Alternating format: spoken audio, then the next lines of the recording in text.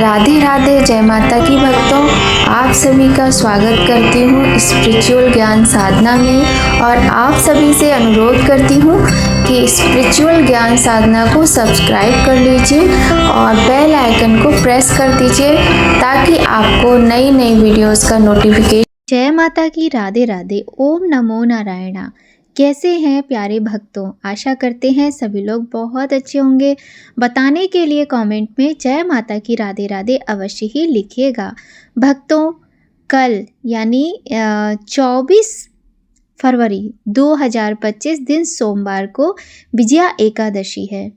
एकादशी का व्रत जगत के पालनहार श्री हरि विष्णु को समर्पित होता है।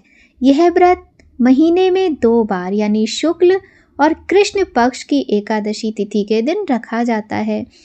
यह दिन भगवान विष्णु को प्रसन्न करने के लिए सबसे अधिक उत्तम माना जाता है। कल फाल्गुन मास के कृष्ण पक्ष की एकादशी तिथि है। इसे विजया एकादशी के अलावा फाल्गुन कृष्ण एकादशी के नाम से भी जाना जाता है। इस व्रत का वर्णन पद्म पुराण और स्कंद पुराण में मिलता है। कहा जाता है कि जब जातक शत्रुओं से घिरा हो तब विकट से विकट परिस्थिति में भी विजया एकादशी के व्रत से जीत सुनिश्चित की जाती है। हिंदू पंचांग के अनुसार फाल्गुन मास की एकादशी तिथि की शुरुआत 23 फरवरी को यानी आज दोपहर 1:55 पर हो गई है और इस तिथि का समापन 24 फरवरी को दोपहर 1:44 पर होगा। उदया तिथि के अनुसार इस बार विजया एकादशी का व्रत सोमवार 24 फरवरी को ही किया जाएगा।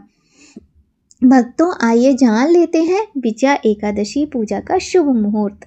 वैदिक पंचांग के अनुसार विजया एकादशी के पूजा का शुभ मुहूर्त रहेगा। ब्रह्म मुहूर्त है सुबह 5:11 से 6:01 तक और विजय मुहूर्त है दोपहर 2:29 से 3:15 तक।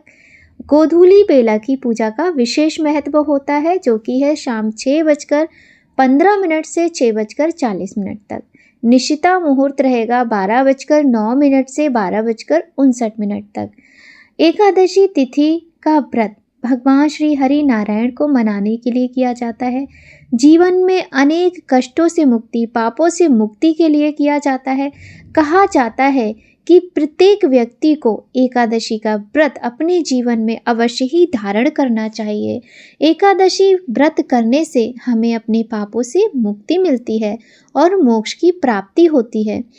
एकादशी तिथि का व्रत 3 दिनों तक महत्वपूर्ण माना जाता है। कहने का तात्पर्य है कि इस व्रत का नियम 3 दिनों तक किया जाता है जो कि प्रारंभ होता है 10वीं तिथि से। 10वीं तिथि के दिन से आपको कुछ नियम जैसे कि तामसिक वस्तुओं का प्रयोग भोजन में ना करना, प्याज लहसुन मांस मदिरा आदि का ब्रह्मचर्य का पालन करना, पृथ्वी पर शयन करना और साथ ही चावल का परित्याग करना, इस तरह के नियमों का पालन करना चाहिए हमें 10वीं तिथि के दिन से। एकादशी तिथि के दिन व्रत किया जाता है। इस दिन पूरे दिन भगवान के नाम का जप अवश्य ही करना चाहिए। साथ ही अब बात आती है व्रत के पारण की। तो एकादशी तिथि का जो व्रत होता है इसमें पारण का विशेष महत्व होता है और एकादशी तिथि व्रत का पारण अगले दिन द्वादशी तिथि को किया जाता है। इस बार विजया एकादशी व्रत का पारण 25 फरवरी को किया जाएगा और पारण का जो शुभ मुहूर्त है उस पर भी ध्यान दीजिए। वह सुबह 6:50 से लेकर 9:08 तक रहेगा। मान्यता है कि शुभ मुहूर्त में व्रत का पारण करने से व्रत पूरा माना जाता है। पारण का नियम क्या है ये हर बार जैसा कि हम आप सभी को अपने वीडियो में बताते हैं, एक बार पुनः बता देते हैं। देखिए, एकादशी व्रत में पारण का विशेष महत्व होता है। पारण के नियमों के साथ ही इस व्रत को पूर्ण माना जाता है, नहीं तो यह व्रत रखकर भी अपूर्ण ही रहता है। तो भक्तों, पारण में आपको जो समय है पारण का, इसके अंदर ही अंदर आपको भोजन तैयार करना है। जो कि पक्का खाना होता है, पक्का भोजन, यानी पूड़ी सब्जी और कुछ मीठा, हलवा है या फिर खीर है, इस तरीके से आप बना लीजिए। और हाँ, चावल ज़रूर बनाइएगा और तुलसी पत्र रखकर भगवान को भोग लगाएं, एक दीप प्रज्वलित करें। भगवान को भोग लगाने के बाद ये एक थाली भोजन ब्राह्मण के निमित्त दान करना चाहिए। यदि ब्राह्मण ना मिले तो किसी कन्या को भोजन जिमा दें, और वो भी ना मिले तो कम से कम गाय को तो भोजन जरूर ही आपको देना चाहिए। इसके बाद स्वयं भोजन करें। इसके साथ आपका व्रत पूर्ण होता है। तो भक्तों, इस प्रकार किया जाता है एकादशी का व्रत। विजया एकादशी के दिन लक्ष्मी नारायण की पूजा की जाती है। आपके घर में यदि लड्डू गोपाल हैं, शालिग्राम जी की सेवा आप करते हैं तो अवश्य कीजिएगा। स्वयं आपको पीले वस्त्र धारण करने चाहिए। भगवान की फल फूल मिठाई से पूजा करनी चाहिए। भगवान को चंदन, कपूर, मौली और रोली, ये सारी सामग्री, ऋतुफल इत्यादि अर्पित करने चाहिए। इस प्रकार बड़े ही श्रद्धा भाव से पूजा करना चाहिए। व्रत में कथा का अपना विशेष महत्व होता है, तो कथा अवश्य सुननी चाहिए। कथा के बाद आरती करें और आरती के बाद भगवान से जाने अनजाने में हुई गलतियों के लिए क्षमा प्रार्थना अवश्य ही करें। भक्तों, बहुत से लोग क्या करते हैं कि व्रत करते हैं किंतु पूजा पाठ नहीं करते हैं। वो कहते हैं कि ये ढोंग है, इतना हमारे पास समय नहीं है कि हम घंटी हिलाएं बैठ के, हम ये करें हम वो करें। किंतु आपको एक बात पता होनी चाहिए, ढोंग नहीं होता है। अपना अपना भगवान के प्रति प्रेम दर्शाने का ये तरीका होता है कि आप किस प्रकार करते हैं। तो यदि आपके पास वाकई में समय का अभाव है तो कम से कम एक दीप देशी घी का प्रज्वलित करके, धूप लगा के, भगवान को चंदन अर्पित करके, कुछ पुष्प चढ़ा के, कुछ भोग लगा के उनके समक्ष मस्तक अवश्य ही टिकाएं। आप उन्हें प्रणाम करें और उनकी आरती उतारें। इस प्रकार व्रत का वहाँ पर आप संकल्प ले लें कि हे प्रभु, आप चाहे तो संस्कृत में भी ले सकते हैं, लेकिन नहीं तो आप एक सरल भाषा में संकल्प लें सुबाही व्रत का कि हे प्रभु, आज एकादशी का व्रत है, फाल्गुन मास कृष्ण पक्ष की विजया एकादशी है और आज मैंने आपका व्रत का संकल्प लिया है। यदि मुझसे इस व्रत में कोई अपराध हो जाए, कोई भूल हो जाए तो उसे क्षमा करें और अपने इस भक्त की भक्ति को, प्रेम को, व्रत को स्वीकार करें। इस प्रकार से भगवान से आपको प्रार्थना करनी होती है। संकल्प के साथ ही व्रत शुरू हो जाता है और संध्या के समय पूजा अर्चना, आरती, कथा करके ये व्रत पूर्ण होता है।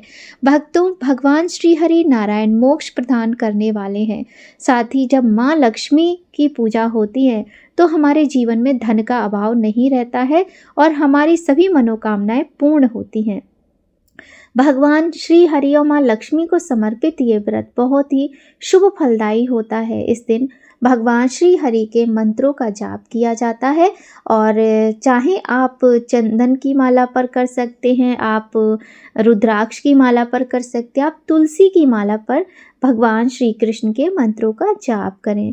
मंत्र बहुत ही सरल है, जैसे ओम विष्णवे नमः, ओम श्री कृष्णाय नमः, ओम क्लीम कृष्णाय नमः, और कुछ नहीं तो आप श्री कृष्ण गोविंदे हरे मुरारे, हे नाथ नारायण वासुदेवा, इस प्रकार से भगवान का भजन कीर्तन, उनका नाम लेते हुए पूरा दिन बिताइए। नाम जप में बहुत शक्ति होती है, यह हम सभी जानते हैं।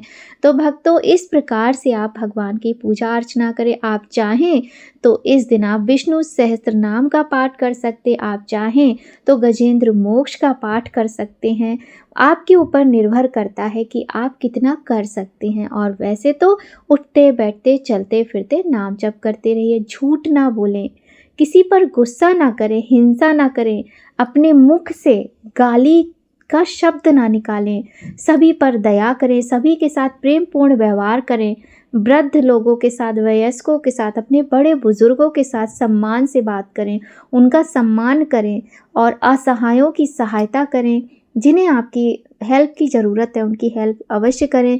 कोई भूखा है तो उसको भोजन कराएं, कोई प्यासा है तो उसको पानी पिलाएं।